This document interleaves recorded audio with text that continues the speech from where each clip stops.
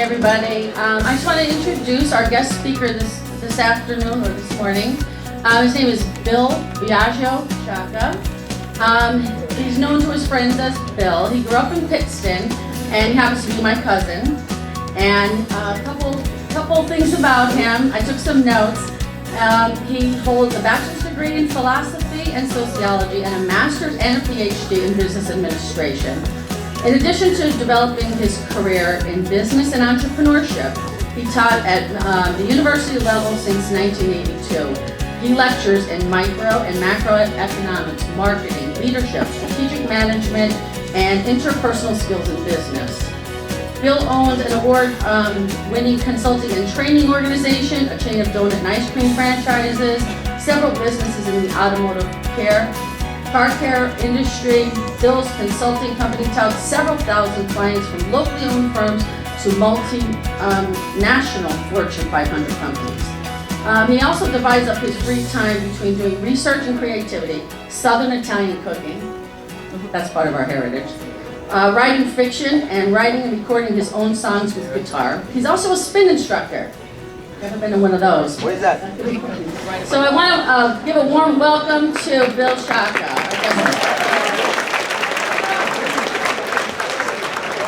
Good morning. How are y'all doing today? All right, let's try that again. Introduction, take two. Good morning. Good morning. How are y'all doing today? Good. Much better. Just so you know, Lisa said we're cousins. We're both from Pittston. Everybody in Pittston's cousins. But the fact is that we are actually cousins. We're actually blood relatives. Hey folks, I want to talk to you today about a couple emerging trends in leadership in the 21st century. Personal leadership. I'm hoping what happens here is that you get some ideas for what you are going to be able to do to handle your life and your career as a student and then eventually as a professional. Now, actually, I have 7, I guess I'll call them bricks for you to think about and to crack open. And I'll tell you why I use bricks. Have any of you ever played the old version of Super Mario Brothers? Yes. All right, so I don't really have to explain that to the 500 of you here. Super Mario was this little guy that went into a cave, and these little things, I think they were called Goombas, they tried to eat him and do different things to him, but there were bricks that were actually had secret weapons in them. And if Mario actually hit the correct brick, they'd open up and a feather would come out, or a star, or something that would allow him to defeat the little Goombas. Is this making sense to everybody, except the adults in the room? Okay. But the thing is, though, the bricks weren't marked. So consequently, you had to go into this maze, and you had to start hitting bricks. And as adults who used to be coached by the average 9-year-old, we knew that. I knew I had to go in and hit bricks. But you know what the problem was? As adults, we go in and we start hitting bricks. We keep hitting them and hitting them and hitting them and hitting them. But you know what happens if we hit the wrong bricks? Nothing. Nothing happens. Nothing happens. If you hit the right bricks, all of a sudden those special things happen, and it allows you to defeat the world that you're in, and a trap door opens up and it takes you into a whole new world. I have found this with life. What I have found are individuals saying that they knew what they had to do to be, for example, a good salesperson or a good manager. They knew what they had to do. And what they had to do was they had to go into their work and hit bricks, whatever those bricks happened to have been. And they kept hitting those bricks and hitting them and hitting them. But sometimes they hit the wrong bricks and nothing would happen. And they'd come back to me and they'd say, Bill, I'm not cut out to be a salesperson. I'm not cut out to be a manager. I'm not cut out to be an executive vice president. And my response is, you are cut out to be that. You're just hitting the wrong bricks. So here's what I'd like to do today. I'd like to give you 7 bricks. I'd like to give you 7 bricks, and hopefully, even if you could just take one of these bricks and apply them to the rest of your life, chances are what's going to happen is a different trajectory. A different trajectory. So I'd like you to think about these 7 bricks and what they can do to the purpose of your life. Here's the first brick. Folks, here's the first brick. Get serious. Now, look, I don't want to see everybody with a somber look on their face. I'm not talking about getting serious like that. Here's what I'm talking about. This is the future business leaders of America. Let me ask you something in here. How many of you over the course of your life want to make a lot of money? Can I see show of hands? All right, not a lot of social workers in this group, I see. Okay. But think about it though. If that's the case, if you want to get into business, most people know in business we have to work long hours, we have to work weekends, we spend a lot of time at airports and on jets, but we do it because that's the life that we chose. When we talk about this notion of getting serious, we all want to work for better firms. Well, how does that happen? It happens if we get better grades. And how does that happen? It happens if we understand what we are looking to accomplish. And we do that by getting serious. Think hard about what it is that you want out of life. And begin now. Don't wait. There's no such thing as all of a sudden. You're not going to spend 4 years in college just dilly-dallying, just dabbling with your books, and then expect to get a career at a stellar organization. Now is the time to start. Get serious. So the first break, get serious, is what I would suggest you do to begin the process of being the architect of your future. Get serious. Here's the second break. Get coaches. Get coaches. What do I mean by that? Do you realize that there are individuals out there that want to help you just for the sole purpose of helping you? Coaches. We're out there and we do what we can to assist other people. And you know, it's funny how that works. 1 o'clock today, I'm going to be coaching somebody in terms of becoming a better public speaker. They have a presentation to do. I'm going to be coaching them once. I'm their coach. But guess what's going to happen at 4 o'clock tonight? I'm being coached on how to close a client in England, because the English spoken in England is a lot different than the English spoken in America. So I need some help with that. I'm a coach and I'm being coached. The same thing with you. Where you are in your life right now, you are the recipients of being coached. Take that seriously. Find people that want to help you just for the sole purpose of helping you. No other reason. They're out there. We're out there. And we do it. And you know what's going to happen at some point? Guess what's going to happen at some point in your career? Maybe 10, maybe 15 years from now. Someone's going to come to you and say, hey, can you help me with something? Guess what? Now you're the coach. So, get coaches. They're out there. Do you realize that the brightest, most intelligent people in human history have written exactly what they've done to be successful? Do you know the only thing we have to do? Look it up. Pick it up and read it. Yeah, look it up. Pick it up and read it. However, there was some research done recently. And do you know that it was more likely for a person in the 10 years that they graduated college to pick up and eat a ton of donuts than it was to read a book from cover to cover? Now, as somebody that used to be in the donut business, my response is, thank you. But the fact is that we should be finding who those people are that want to help us. So get coaches is the second break. Here's the third. Get committed to lifelong learning. Get committed to lifelong learning. If a formal education, that'll get you a job. Lifelong education will make you wealthy. And by that I mean you need to read outside of your field. I'm assuming that a lot of you in here are going to be going to school for business, accounting, finance, economics, somewhere along those lines. That's wonderful. But you should also read outside of your field. Tom Peters wrote a book several years before you were even thought of. And he said in that book that innovations occur. Innovations occur when people who are good at what they do, in other words, professionals, read outside of their field and then take that information and apply it to their field. So, get committed to lifelong learning. Hang around people that are committed to lifelong learning. Do what you can to just be a sponge. And here's a corollary to that, ladies and gentlemen. Be careful with who you hang around with. Have you ever heard of the law of emotional gravity?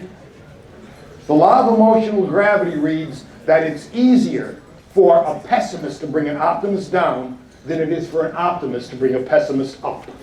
So the end result is that you need to try to avoid those psychic vampires. You know, the ones that kind of like latch on and suck the life out of you? Do what you can to find individuals that are in fact committed to lifelong learning, that want to work with you, that want to absorb the same way you do. So, get committed to lifelong learning. Here's something that's interesting. How about this? The fourth brick, work harder. Now let me tell you where I got this from. We used to have an Italian bakery in our family. And I was working there since I was 9 years old. And one day my uncle asked me this question. He said, Bill, how much harder does somebody work who works 10 hours than somebody who works 9 hours? And I said, I don't know, 10%, 11%, depending on how you do the math. He said, no. The person that works 10 hours works twice as hard as the person that works 9 hours. And I said, Uncle Joe, I realize I'm not privy to the breadth and depth of your fourth grade education, but I would appreciate it if there was some way that you could assist me with how you did that math. He said, that's easy. The first 8 hours don't count. They even work 8 hours at the courthouse. It's the time after that counts. So, consequently, if you work 9 hours, you work an hour. If you work 10 hours, you work twice as hard. Work harder.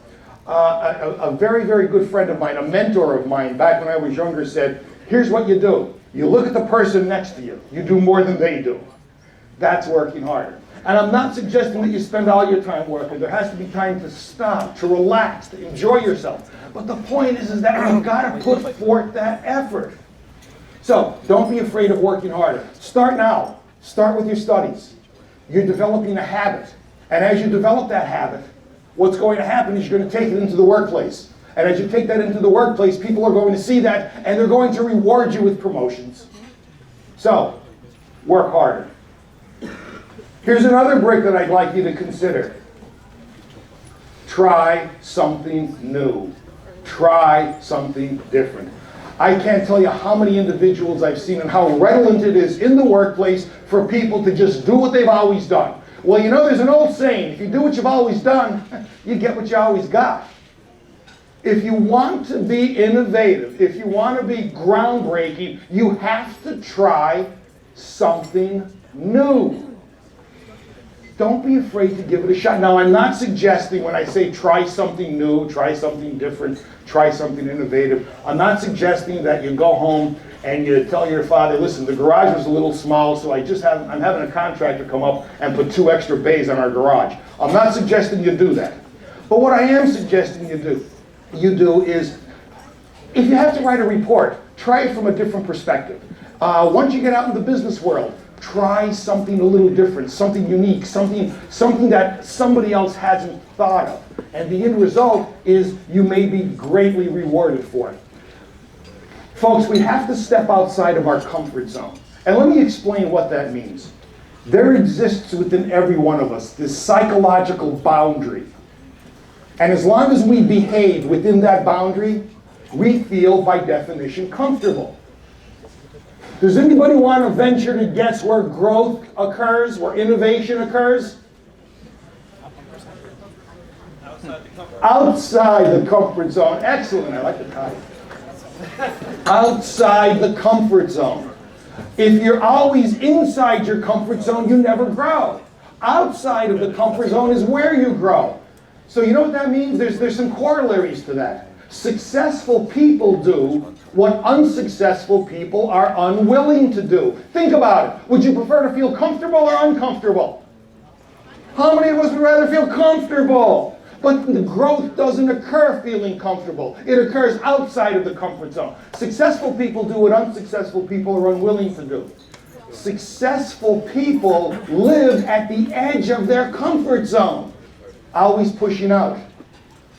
Successful people feel comfortable feeling uncomfortable. That's part of trying something new. Of course you're going to feel uncomfortable doing it. Get over it. That's the way we grow. So, trying something new is the 5th brick. The 6th brick, belief. Belief. We need to have belief in ourselves. You know what, folks? There's something called the confidence-competence loop. Let me explain how that works.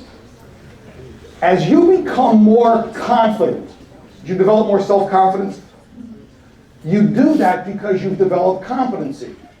As you develop competency in a certain action or activity, you develop greater competence and you develop more confidence. And what happens is both of them go up at the same time. Competence, confidence, competence, confidence. And I'll give you an example. How many of you remember growing up seeing these little plastic basketball hoops in your house? They were maybe about 3 feet high, but you were able to unscrew it and raise it to the top. You were able to raise it 6 feet, 7 feet. Why didn't we just make them at 6 feet? Why did we have to make them so that they went all the way down to 3 feet? Say it? So little people, little kids could feel comfortable shooting the basket. Now I want you to think about this, and many of you may have went through this yourself. So you have one of these baskets, they're really low. Somebody hands you a ball. You shoot, you miss. You shoot, you miss. You shoot, you miss. Then, lo and behold, sometimes even a blind robin finds a worm. You shoot the ball, you make it. You make another. You make another. Pretty soon you're making them all at that particular height. What has happened to your level of competence at that height? Your confidence has gone up. What's happened to your confidence? It's gone up. What do you ask your parents to do? Raise it. Competence, confidence. They work together. And thus, we can coach ourselves in that. And that's belief. Belief is learned. We are all hardwired as individuals to have, well, I hate to say it, but kind of like a negative perspective. So consequently, when we try something new, the first thing that's going to shoot out of our subconscious is this word, disbelief. But as we continue to try something and we develop that confidence and competence, that disbelief becomes disbelief, disbelief, disbelief, disbelief. And if we keep trying it, it turns into belief, belief, belief, belief, belief. And it continues to grow. That's what happens when we have belief in ourselves. So consequently, folks, I would think about that. Think about competence and confidence. Think about what you can do to develop belief in yourself. Okay, so those are 6 bricks. I have a 7th one for you. But actually, this is a little bit more than a brick. I should actually call this 6 bricks in a cinder block. The last brick is this. For us to be successful, what we need to do is to develop personal responsibility. God bless you. As a matter of fact, that goes for all of you.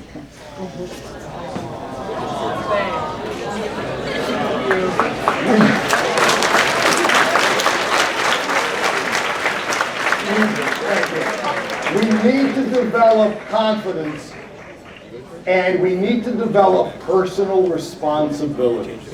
Folks, ultimately it's up to us. We could say that our parents are in charge of us. We could say the government's in charge of us. We could say the school is in charge of us. We could say all those things if you want to. But ultimately, where the pedal hits the metal, where your future lies is within you. So you need to decide what you can do to stop saying, it's not my fault. Because by saying that you're a victim, nobody in here is a victim. We are the architects of our life. So my ultimate goal for you today is to understand that we are in charge of ourselves. We need to take direction from our coaches and our parents and our preachers and our teachers and so forth. But ultimately, we are in charge of ourselves, and we need to be able to expand to the point of what we consider to be success. So, when you put those together, folks, I'm hoping that there is at least one of these bricks that you're going to be able to put into practice today. Don't wait till tomorrow, start today and put it into practice. I want to leave you with a little poem. Now, I heard this poem said by Lou Holtz. I'm sorry, I can't say his name very loud, because some of you may know Lou Holtz used to be the football coach for Notre Dame. And as a Penn State employee, I'm not allowed to say Lou Holtz or Notre Dame very loud. But Lou Holtz talked about He talked about what is our role every day when we wake up? What are we going to do to show the world that we are a success and help the world to become more successful? And the poem goes something like this. It goes, I met a group of men in my hometown. I met a group of men, they were tearing a building down. With a heave and a hoe and a mighty yell, they swung a beam and the sidewall fell. And I went to their foreman and I asked, are these men skilled? The kind of men that you would use if you wanted to build? The foreman laughed and he said, why no indeed. He said, common labor is all I need, for I can tear down in a day or two what it takes a builder 10 years to do. And I thought to myself as I walked away, what role will I play today? Will I walk around and make my way foolishly around? Or will I build with care in the hopes that my family and my community and my country are glad that I was there? See, folks, the choice is up to us. You are on an exciting journey. Grab it, utilize it, do what you can. I look forward to watching your careers. Thank you.